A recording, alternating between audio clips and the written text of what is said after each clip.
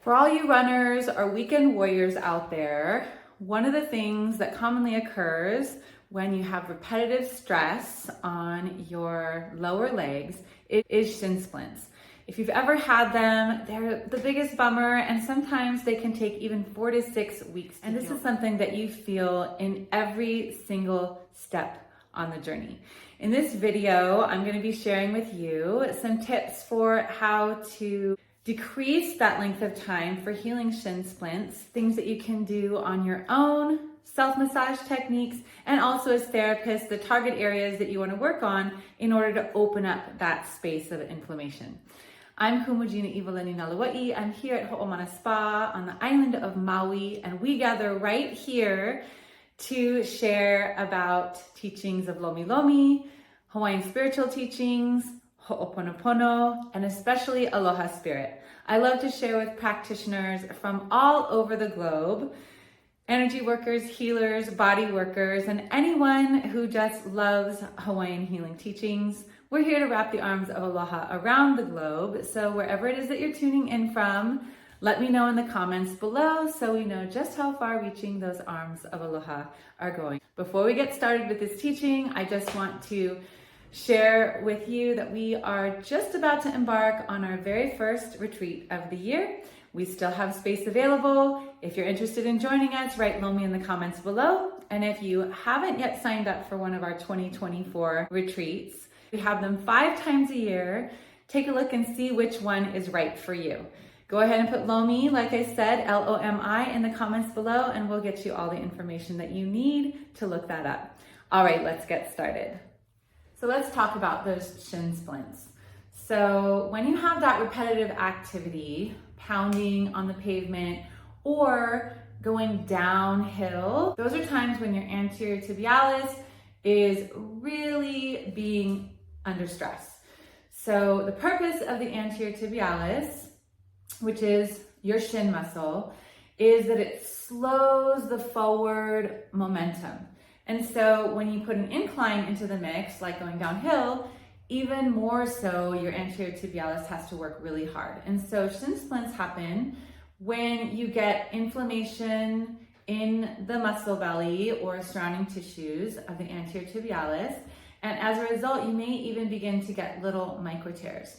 Now, why this goes on so long is because we have a compartment where we have a nerve, artery, and vein going through in that shin muscle. And when it gets irritated and swollen, it doesn't always get all of the oxygenation that it needs for healing. So we want to open up the space to create space for more nutrients from the blood to get into the area and some of those inflammatory chemicals to exit. So I'm going to do a review of how we work on anterior tibialis from a recording that I did in 2023. And now we're going to add to that so that we can have a speedier recovery from shin splints. So take a closer look, guys. Here we have the anterior tibialis muscle right here on the shin. And what we want to do is create space and openness. I'm going to start at the attachment because typically where they're feeling the most is in the muscle belly. So you can start from above, and I like to use what I call a reinforced thumb. So I'm going to find the bone of the tibia right here. If I come out to the side, I'll find the head of the fibula, and where you want to work is right in between those 2 points. I'm going to put pressure in and draw down. Put pressure in and drop down. You can do this either from above or from below. The most important part is that you're going in the right direction. The anterior tibialis is actually the key link to releasing the knee and the ankle. And so to release the shin splints, we want to go right in between. So we're going to just draw down, and I'm going to keep doing this until this area feels soft. So once you've done a short peel, really in kind of this little horseshoe between the peroneals and the shaft of the tibia, Then you can come from the other direction. So I'm going to come from the ankle then, and I'm going to draw my way up. So you can do it with the leg straight like this, or you can do it with the knee bent. Okay. But I'm just going to show you how I would do the same thing, reinforcing my thumb by putting my other hand right on top of it, and the direction that I'm going is towards the heart. So I'm going to glide up from the ankle, and each time I glide, I'm just going to be moving a little bit more lateral.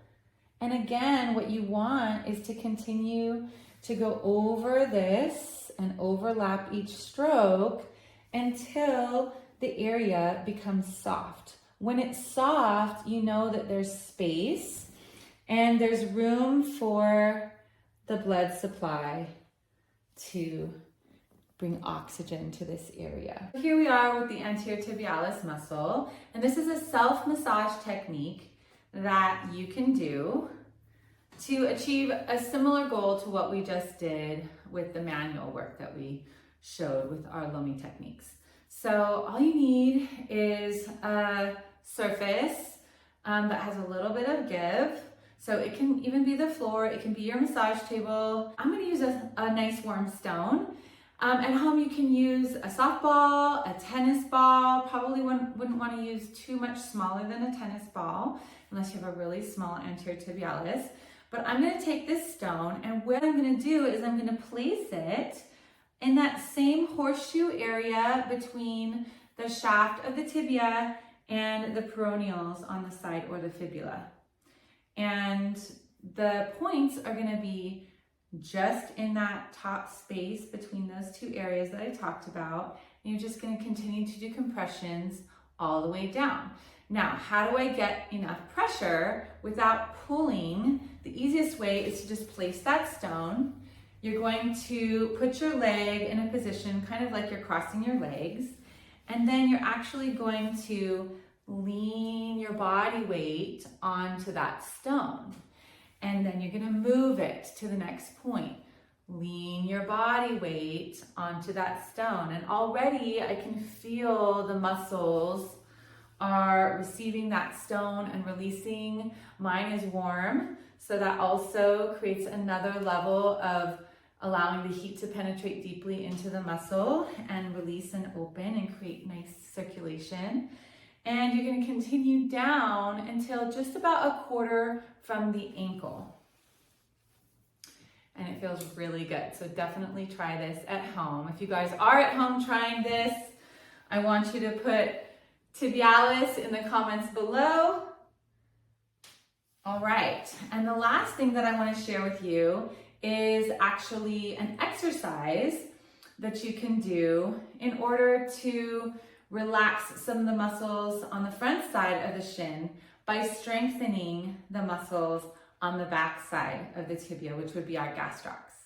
So here's the exercise to strengthen the gastrocs, which are antagonist muscles to the anterior tibialis. You're going to stand holding on to something. It could be a wall, it could be a doorway. In this instance, our demonstrator, Lo, is going to place her hand on this tabletop here. And then she's going to have her feet hip width apart, and she's just going to go up and down, contracting the gastrocs.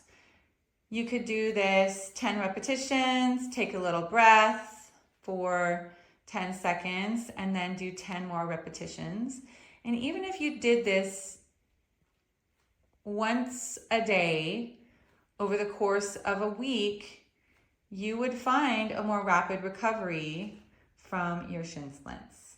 So just to recap, you want to do some Lomi to open the circulation in the area, both peeling away at the attachment and then also stripping out the entire muscle from the ankle to the knee. Then you want to teach your clients some self-massage techniques. They can either use a stone or they can use a tennis ball at home. And finally, if you want to have a more rapid recovery, working on strengthening the antagonist muscle, it's going to help the brain to give the right signals to the anterior tibialis to stand down and begin to relax once again so that more rapid healing can occur. If this was helpful to you, write helpful in the comments below. We love to hear from you. If you have any other questions about this video or any videos, please also post those. We look at every single comment that you guys place. We want to offer you the things that you want to hear about. So if you have any questions at all, post them below. And remember, if you want to come and join us for a live retreat right here on Maui in 2024, just put Lomi, L-O-M-I, in the comments below. We would love to welcome you here for a live retreat. Aloha everybody, and a hui hou.